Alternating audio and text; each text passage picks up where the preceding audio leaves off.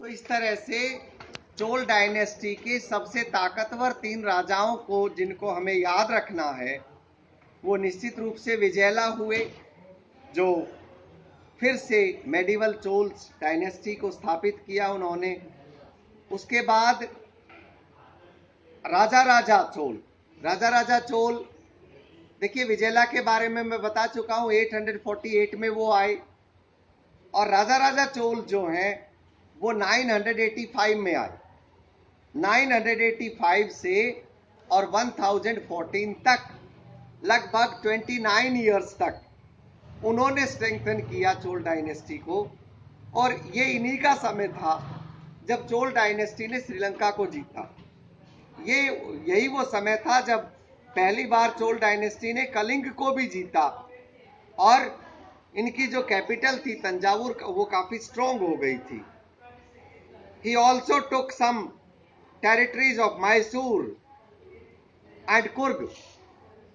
कुर्ग के बारे में हम काफी बातचीत कर चुके हैं पहले, विशेषकर वहाँ के खाने के बारे में, कुर्ग लोगों के बारे में हमने जब हम डिस्कवरी ऑफ इंडिया पढ़ रहे थे तो उस समय काफी बातचीत हमने करी थी कुर्ग लोगों के बारे में। और इसके बाद आए फिर राजेंद्र चोल, राजेंद्र फर्स्ट, जो कि वो भी लगभग 30 साल उन्होंने राज्य किया, और वो 1014 से 1044 तक। और ये this is considered to be the golden age of the Chola empire. हम पहले बात कर चुके हैं गुप्त काल में, golden age of the Indian history, that was the Gupta period. और golden age of southern India अगर हम बात करें, golden age of Chola dynasty की अगर हम बात करें, तो that was in the time of Rajendra Chola.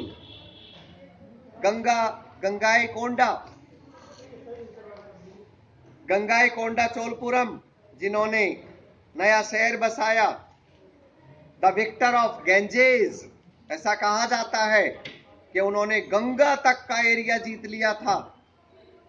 Chola dynasty के किसी राजा के लिए विंध्या पार करके और गंगा तक आना बड़ी बात थी।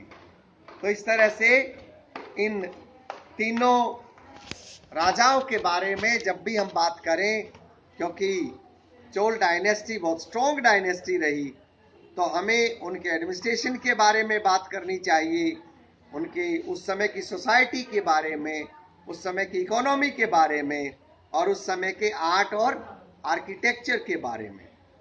देखिए उस समय के जो ऑफिशियल्स हुआ करते वो पेरुतरम और सिरुंतरम, ये हायर ऑफिशियल्स हुआ करते चोल डायनेस्टी के।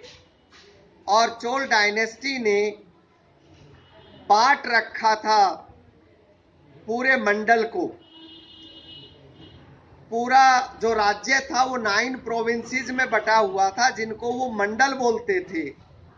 और फिर मंडल बटा हुआ था कोटम में, मंडल को बांटा गया था कोटम में।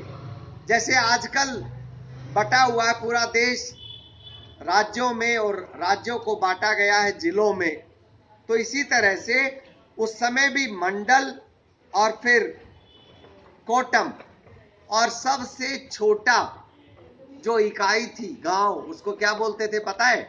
नाडु।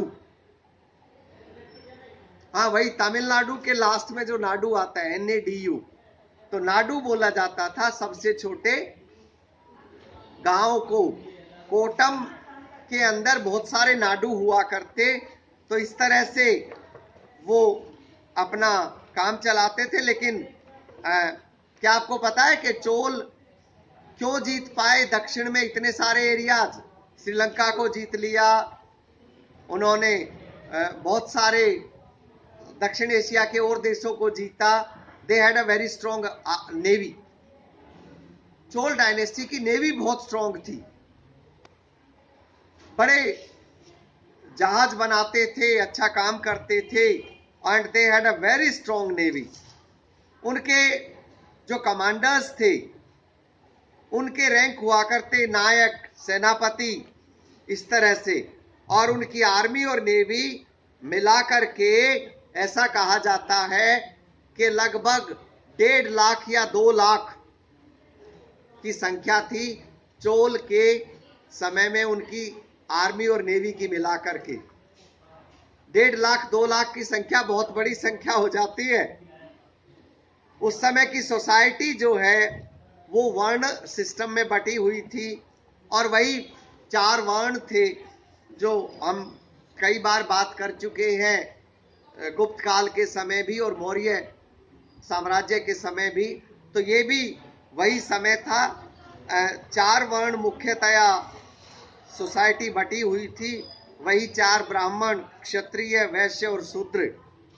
और इकोनॉमिकली बड़ा स्ट्रॉन्ग था चोल किंगडम। इकोनॉमिकली तो वो एक्सपोर्ट किया करते बहुत सारे स्पाइसेस, परफ्यूम्स दूसरे देशों में जाते थे और दोनों रास्तों से भेजा करते। हालांकि समुद्र के रास्ते से वो ज्यादा एक्सपोर्ट किया करते। बहुत ही फ्लरिशिंग उनके ट्रेड रिलेशंस थे। और आर्किटेक्चर तो आपको मजा आ जाएगा। आप तंजावुर जाइए, आप गंगाईकोंडा चोलपुरम जो कि तिरुचिपल्ली डिस्ट्रिक्ट में है आजकल, आप जाइए और देखिए 11th सेंचुरी का और 13th सेंचुरी का आर्किटेक्चर, तो हम सबको समझ में आएगा कि चोल किंगडम के समय क्या गजब का आर्किटेक्चर था। इन छुट्टियों में यही प्लान कर लीजिए, मम्मी पापा के साथ घूमकर आइए। और अगर मम्मी पापा के साथ किसी कारणवश ना जा पाए तो मुझे एक फोन कीजिए, रिजर्वेशन कराते हैं। फिर अभी ये थोड़ा कोरोना कम हो जाए, और कोरोना को तो कम हम करके मानेंगे। We will fight together, we will fight it out. और जब आप साथ होंगे तो क्यों नहीं, हम तो बड़ी से बड़ी लड़ाई जीत सकते हैं। तो ये तो जरूर है कि जिंदगी हर कदम एक नई जंग है, लेकिन ऐसा भी तो उसी गीत में कहा गया है, जीत जाएंगे हम अगर तू संग है। तो फिर अगर इकट्ठे हैं तो जीतेंगे। और stay safe, stay healthy, keep revising. Thank you.